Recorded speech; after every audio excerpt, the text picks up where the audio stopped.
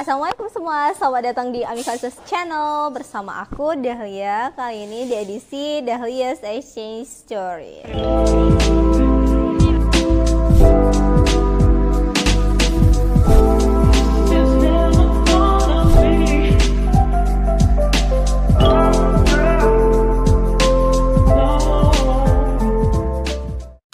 Jadi di video kali ini aku pengen cerita tentang pengalaman aku ikut apply beasiswa Erasmus Sustain untuk kuliah di Eropa.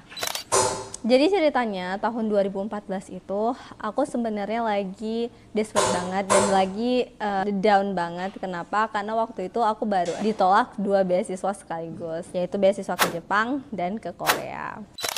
Nah, tapi aku selalu percaya bahwa selalu ada pelangi setelah hujan. Nah, tiba-tiba memang benar ada temenku tawarin aku ikut beasiswa Erasmus Sustain untuk kuliah di Eropa selama 5 bulan. Ini aku sebenarnya agak ragu untuk ikut gitu. Tapi setelah dipikir-pikir, ya kata temenku nggak ada salahnya dicoba gitu. Nothing tulus juga kok katanya gitu. Jadi aku memutuskan untuk ikut beasiswa itu. Nah, di video kali ini aku pengen share 4 effort atau 4 hal yang aku lakuin ketika aku apply beasiswa Erasmus Sustain untuk kuliah di Eropa. Pertama itu adalah recommendation letter, yang kedua English proficiency, ketiga CV, dan yang keempat adalah motivation letter. Oke, yang pertama adalah recommendation letter. Nah, menurutku ini adalah yang pertama yang harus kita buat. Kenapa? Karena ketika membuat recommendation letter ini, kita harus dealing with somebody else. Baik itu dosen kita maupun orang lain yang mengenal kita. Dan seringkali mereka ini adalah orang-orang yang sibuk. Jadi kita harus punya cukup waktu untuk menunggu orang tersebut bisa menandatangani recommendation letter kita atau buat recommendation letter untuk kita. Waktu aku dulu, mungkin teman-teman bisa lihat di result aku ini ya, di bagian recommendation letternya.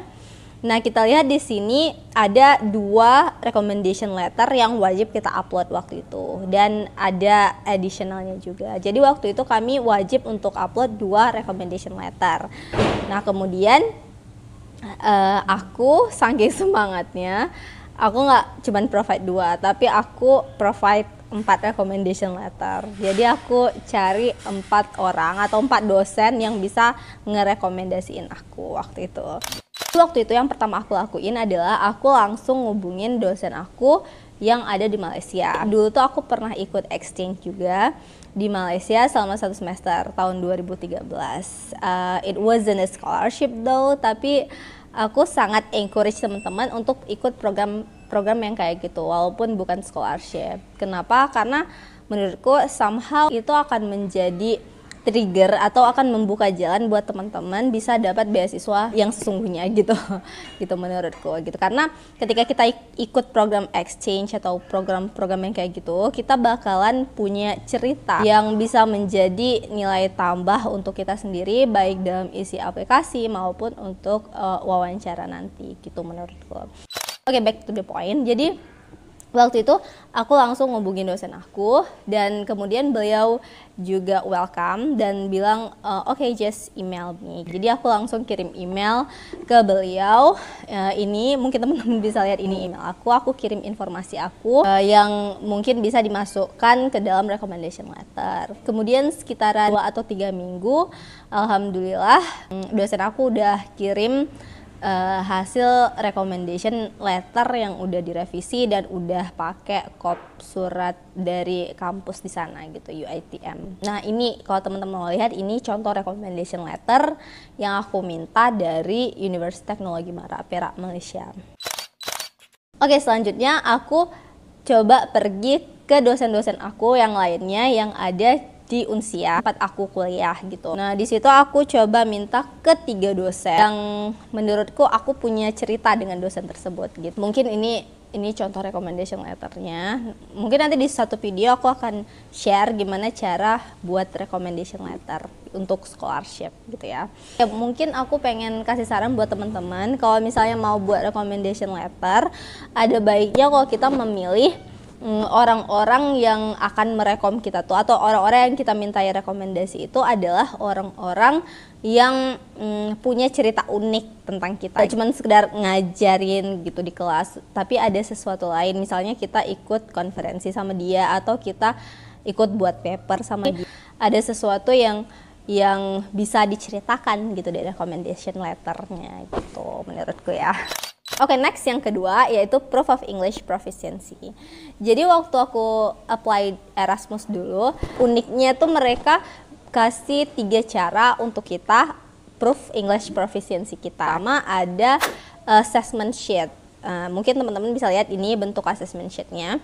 Jadi kita minta untuk kasih assessment sheet ini kepada dosen bahasa Inggris kita untuk diisi kemampuan bahasa Inggris kita tuh levelnya gimana gitu, sampai mana gitu. Terus yang kedua, kita bisa juga proof English proficiency kita dengan nilai TOEFL atau nilai IELTS kayak biasa gitu. Terus yang ketiga, bisa juga kita buat video yang di situ kita ngomong pakai bahasa Inggris gitu untuk membuktikan English proficiency kita gitu. Waktu itu aku karena saking semangatnya, aku nggak pilih salah satu, tapi aku provide ketiga-tiganya. Jadi aku ke dosen aku juga untuk di assessment sheet-nya, dan juga aku juga provide nilai TOEFL aku, dan selain itu aku juga buat video. Ini cuplikan video aku untuk nge-proof English proficiency aku waktu itu. Hi, my name is Delia. I'm a third-year undergraduate student from International Accounting Program, Faculty of Economics, Yakima University, Banda Aceh, Indonesia. Today, I want to tell you why I truly have a keen interest to be an exchange student at the University of Turku, Finland. Untuk video lengkapnya teman-teman bisa cek di postingan aku sebelumnya yang ini. Oke, yang ketiga yaitu CV. Nah, mungkin teman-teman bisa lihat ini CV aku waktu aku submit untuk beasiswa Erasmus. Jadi memang template-nya seperti ini, itu template Europass. Memang kita disuruh isi CV dengan template tersebut. Nah, mungkin yang pertama itu adalah bagian personal information ya, kayak biasa. Kemudian ada bagian education, aku isi yang masalah aku exchange ke Malaysia itu. Terus bagian achievement. Nah, di achievement ini aku coba isi achievement yang aku dapetin selama aku kali ya, SD, SMP, SMA semua aku masukin waktu itu. Walaupun nggak tahu apakah itu bagus atau enggak, walaupun memang banyak yang bilang yang relevan aja gitu. Tapi karena aku mungkin nggak punya waktu itu prestasi yang relevan dengan accounting, aku masukin aja semua prestasi yang pernah aku dapetin gitu. Oh ya, aku juga punya satu cerita tentang publikasi. Nah, di kolom publikasi ini aku nggak mau publikasi aku waktu itu kosong. Jadi waktu itu aku coba kejar untuk bisa publikasiin satu artikel di media cetak. Jadi aku berusaha untuk garap sebuah tulisan, dan kemudian aku langsung datengin dosen aku yang ngurusin masalah publikasi di kampus gitu. Terus aku bilang kalau misalnya aku pengen artikel aku terbit bulan itu juga gitu. Terus untung dosen itu baik dan bilang ya, we will see what we can do gitu. Terus minggu depannya aku datengin lagi ke tempat timnya. Terus alhamdulillah artikelku selesai, misalnya terbit sebelum deadline gitu. Oke, dan yang keempat adalah motivation letter. Nah, motivation letter ini sebagaimana kita ketahui adalah hal yang paling penting dan paling krusial ketika kita apply beasiswa, karena di motivation letter inilah mereka akan melihat apa yang kita inginkan dan apa kontribusi kita yang akan kita berikan setelah kita kembali ke Indonesia gitu. Jadi waktu itu pengalaman aku buat motivation letter ini 2 bulan.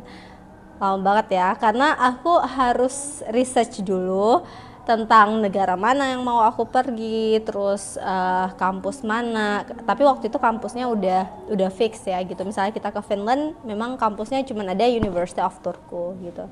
Jadi aku harus cari dulu di antara kampus-kampus semua yang di pilihannya itu. Ada Uppsala, ada apa lagi ya, aku lupa, pokoknya ada beberapa university gitu yang ada di Eropa. Dan aku tuh searching, aku tuh cari satu-satu mana yang paling cocok dengan jurusan aku, mana yang terbaik untuk jurusan aku gitu. Terus mata kuliahnya apa-apa aja gitu yang sesuai dengan minat aku dan sesuai dengan kontribusi yang akan aku berikan untuk Indonesia gitu. Nah, mungkin untuk motivation letter ini sendiri nanti aku akan buat satu video khusus tips and trick mungkin tentang motivation letter gitu. Oh jadi itu 4 effort yang aku lakukan untuk apply beasiswa Erasmus X Sustain. Semoga dapat membantu teman-teman semua. Sampai jumpa di video aku selanjutnya.